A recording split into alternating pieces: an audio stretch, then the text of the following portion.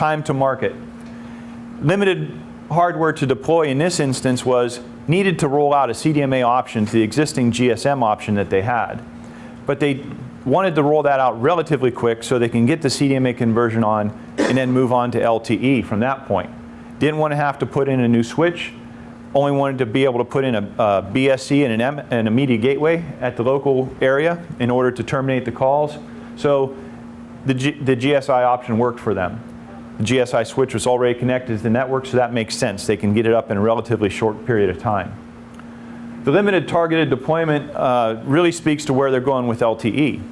So didn't want to cover the whole network with LTE, wanted to be able to focus on the corridor, focus on the towns. So this gives them a limited number of sites with that targeted deployment of that new technology.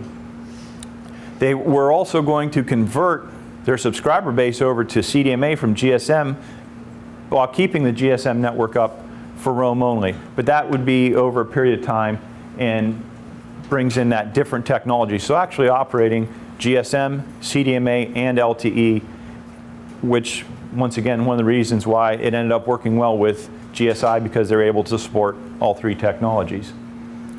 The other bullet point on here as far as the specialized service offering, be able to go to one stop that was able to stay with their current content provider, but go with prepay and allow them to go to have one hosted network, was able to support not only their GSM, CDMA, and LTE, but also their prepay services, and really make that point of contact easier for them. Having limited resources to do that, a relatively small technical staff, didn't have a NOC, was able to improve their operating environment.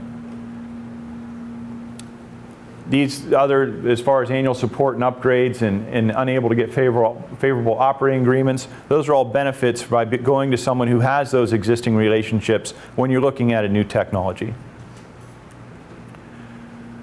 Other reasons to go hosted: preserve capital by not having to invest in that switch, not having to buy that switch software, not having to sign up for those support services on every platform, the prepaid system, the voicemail, SMSC, MMSC, MSC.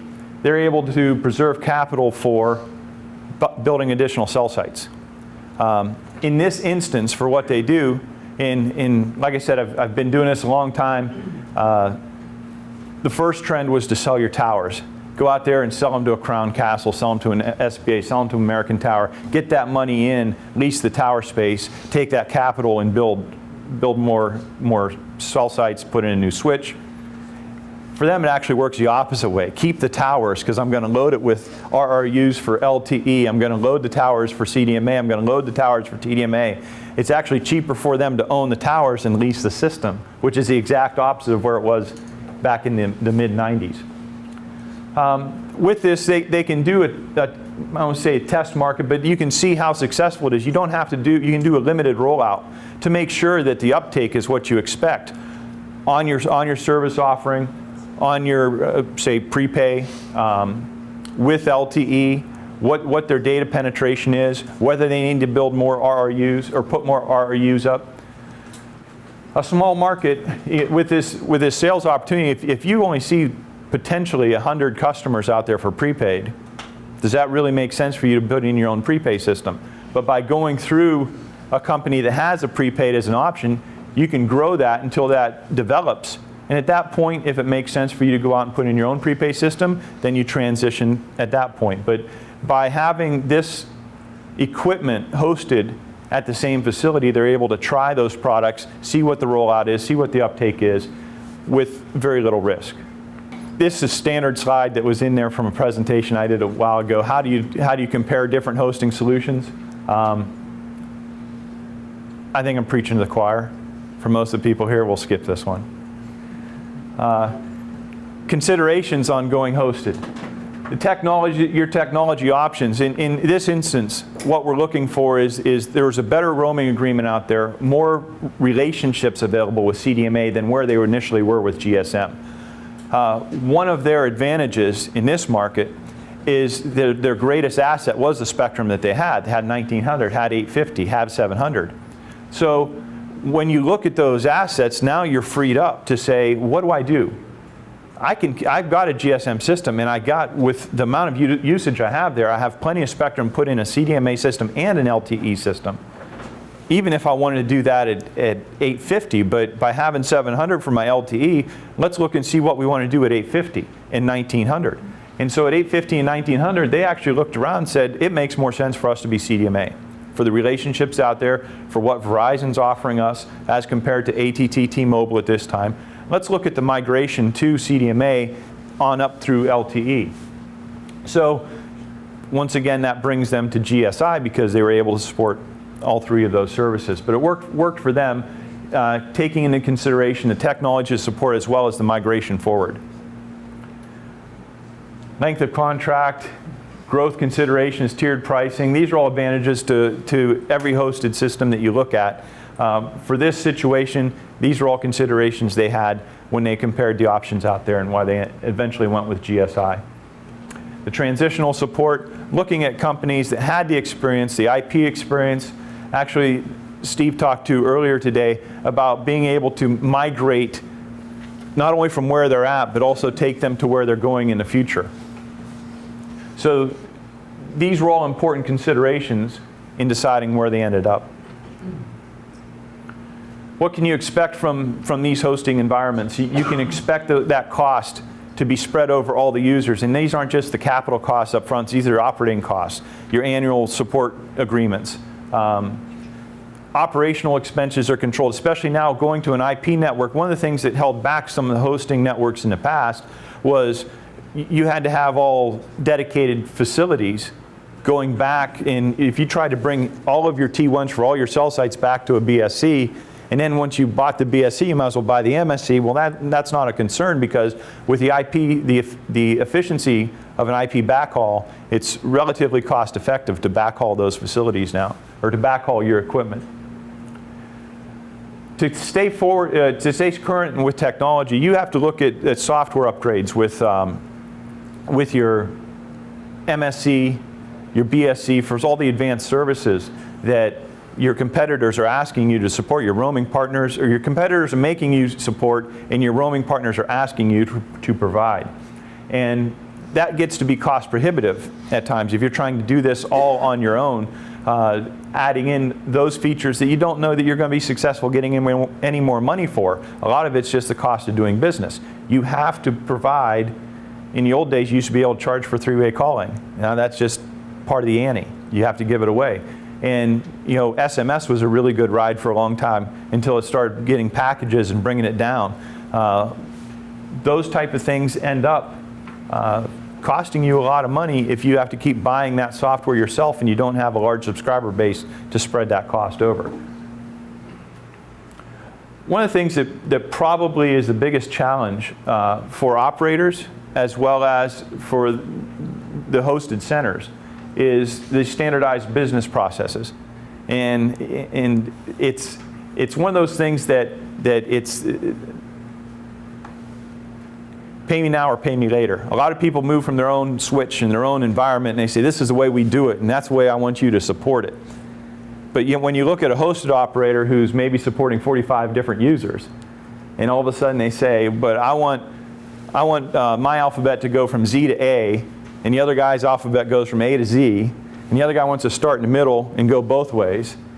Now you're asking the NOC who's supporting you, trying to keep you up, to try to remember exactly which way it is. And after you get a few people out there, it becomes a lot more difficult. So actually that's a strength of the hosted network, to come in and say, we've got the standardized operating procedures, we've got the standardized operational support systems that will help your network run better.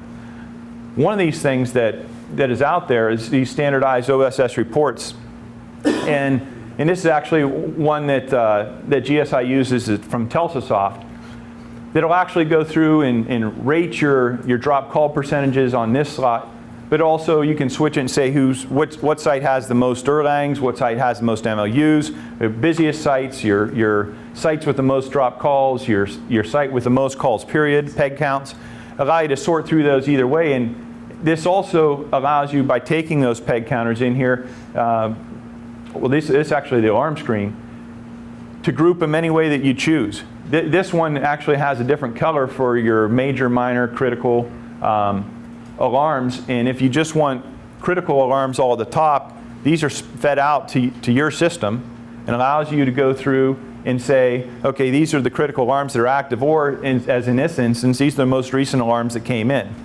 You can present it either way, any way that you want, but it's a standardized process that actually, for a small operator, is relatively expensive to deploy, but because it's already supported on the hosted network, is a strength of going hosted. My personal hosting experience in the past, like I said, we built all the big iron and we sold that company, went into another one where it was a divestiture. And because of the divestiture, we had to, very short time period in order to bring it up. We had a time period we had to get it off the ATT system. So we built a GSM system. We took AMPS TDMA support, went to a shared network. We then saw an opportunity for some of our spectrum, trying to maximize the value of the assets that we had there, and we built some targeted roaming sites for CDMA. And then we went to content providers and looked for some of those people that specialized in maybe having a better portfolio of content than we can actually get ourselves. And we went hosted for content as well. And we did a couple different providers on that. So that's my experience with hosting. I've done it the other way that I know many of you have done as well.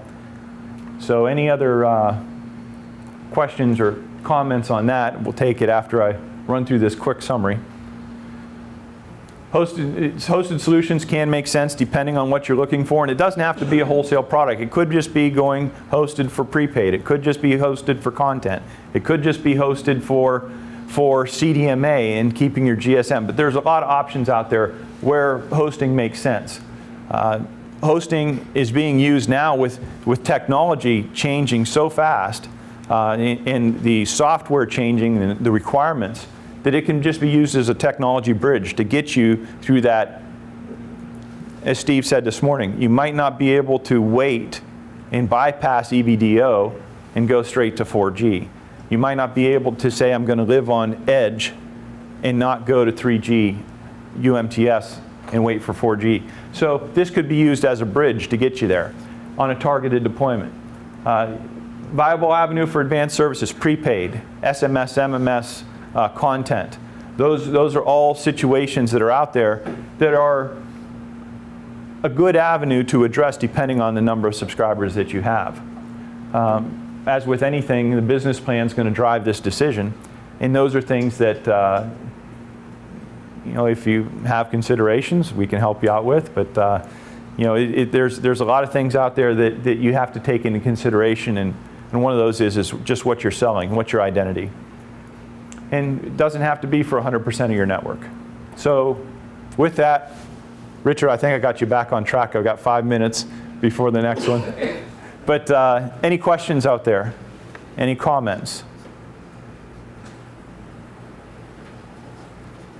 Very good. Thank you.